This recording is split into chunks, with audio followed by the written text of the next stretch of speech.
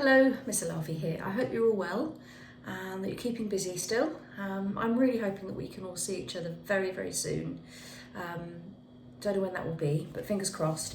I've got a book this week called The Darkest Dark by Chris Hadfield, and I've chosen this one because, well, I think it's a lovely story, but it's also all about overcoming fear and anxiety, and I thought that would be a really nice one for us at the moment. So here we go. Chris was an astronaut. An important and very busy astronaut. When it was time to take a bath, he told his mother, "I'd love to, but I'm saving the planet from aliens." When it was time to get out of the bath and go to bed, he told his father very politely, because astronauts are always polite, "Sorry, no can do. I'm on my way to Mars." An astronaut's work is never done, so astronauts really don't like to sleep. But their parents do. "You're a big boy now," said Chris's father. "You have to sleep in your own bed." And Chris tried, he really did, but his room was dark, very, very dark. The kind of dark that attracts the very worst kind of aliens. His parents meant it though. Chris was going to sleep in his own bed tonight. His mum and dad checked under the bed and in the wardrobe and even in the underwear drawer, and they declared that the room was 100% alien free. They tucked Chris in, they turned on the nightlight, they even gave him a special bell if he was nervous. Clang, clang, clang, clang, clang, clang, clang. They took away the bell.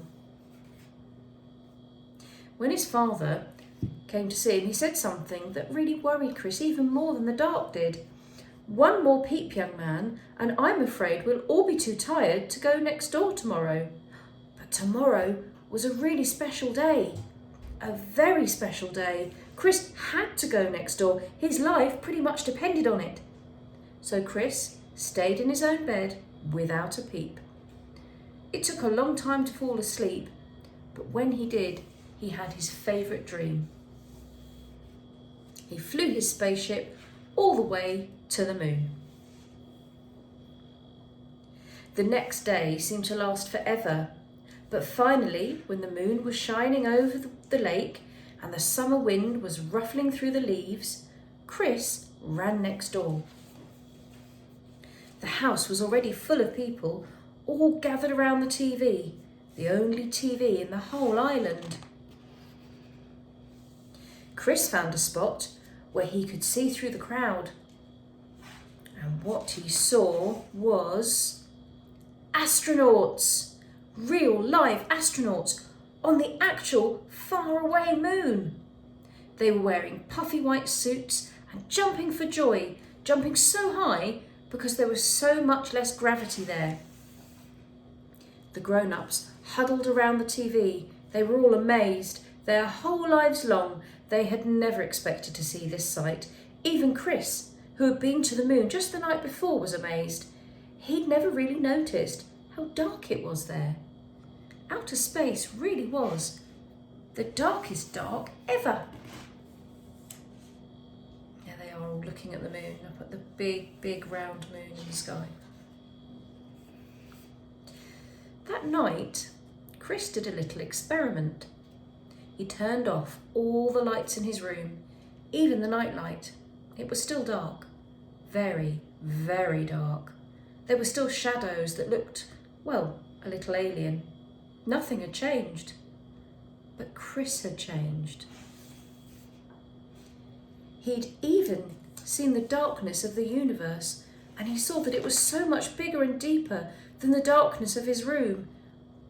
But he was not afraid. He wanted to explore every corner of the night sky. For the first time, Chris could see the power and the mystery of the velvety black beauty of the dark. He realised that you're never really alone there. Your dreams are always with you, just waiting. Big dreams about the kind of person you want to be. Wonderful dreams about the life you will live. Dreams that can actually come true. I think that's a lovely story. So I'll leave it with you. And yes, The Dark is Dark by Chris Hadfield. Thanks so much for watching. Take care. Bye bye.